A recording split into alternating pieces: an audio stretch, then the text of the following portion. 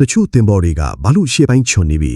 တချို့ကဘာလို့ပြားနေတာလဲဆိုတာသင်သိပါသလားသူတို့ကြားကတကယ်ကွာခြားချက်ကဘာများလဲတကယ်တော့တင်ပေါ်ဥပိုင်းနဲ့ကိုထဲပုံစံတွေက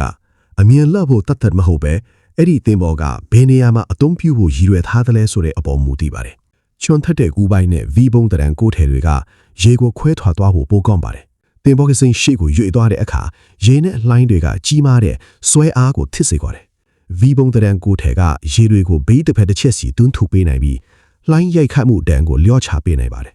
ဒါကြောင့်တင်ပေါ်ကပင်လယ်ထဲမှာမြန်မြန်မောင်းနေတဲ့အခါဒါမှမဟုတ်ကြမ်းထမ်းတဲ့ရေပြင်ကိုဖြတ်ထမ်းတဲ့အခါလှိုင်းတွေကိုပိုမိုလွယ်ကူစွာခွဲထွက်နိုင်ပြီးပိုငြိမ်ပါတယ်ဒါပေမဲ့သူ့မှာအားနည်းချက်တစ်ခုလည်းရှိပါတယ်အဲ့ဒါကရေထဲမှာပိုနစ်နေတာပါပဲဒါကြောင့်ရေရင်းနဲ့မြစ်တွေကန်တွေဒါမှမဟုတ်ရှွန့်ထူရဲ့ကန်ရိုးတန်ဒေတာတွေစီတွားမယ်ဆိုရင်အကန့်အသတ်ရှိနိုင်ပါတယ်ရှေ့ပိုင်းပြားတဲ့ဒါမှမဟုတ်ဝမ်းပြပြားတဲ့တင်မော်တွေကတော့မတူညီတဲ့အယူဆနဲ့တိဆောက်ထားပါတယ်သူ့ရဲ့အောက်ခြေကပိုကျဲပြီးပိုပြားတဲ့အတွက်ရေထဲမှာအများကြီးနှိမ့်မနေပါဘူးဒါကသူ့ကိုမြစ်တွေကန်တွေနဲ့ရေရင်းပိုင်းတွေမှာပိုအထုံးဝင်စေပါတယ်အထူးသဖြင့်ကုန်ပစ္စည်းတွေတင်တဲ့အခါစိတ်ကပ်ကားတဲ့အခါဒါမှမဟုတ်ရင်တွေကိုအတင်းချလုပ်တဲ့အခါမျိုးမှာဝမ်းပြဒီဇိုင်းကတင်းဘောကုန်းတဲ့နေရာကိုပိုကျဲပြီးအရှိန်နှင်းနှင်းမှာပိုငြိမ်ပါတယ်ဒါကြောင့်မလို့ကုန်တင်တင်းဘောပြားကြီးတွေကူးတို့တင်းဘောတွေနဲ့လုပ်ငန်းထုံတင်းဘောတော်တော်များများကချွန်ထက်မြန်ဆန်တဲ့ပုံစံမပေါက်နေကြပါဘူးသူတို့ကိုအရှိန်ပြင်းပြင်းနဲ့လှိုင်းခွဲဖို့အတွက်တိဆောက်ထားတာမှမဟုတ်တာသူတို့ကိုကုန်ပစ္စည်းတွေပိုတင်နိုင်ဖို့စိတ်ကပ်ကတာပိုလွယ်ဖို့နဲ့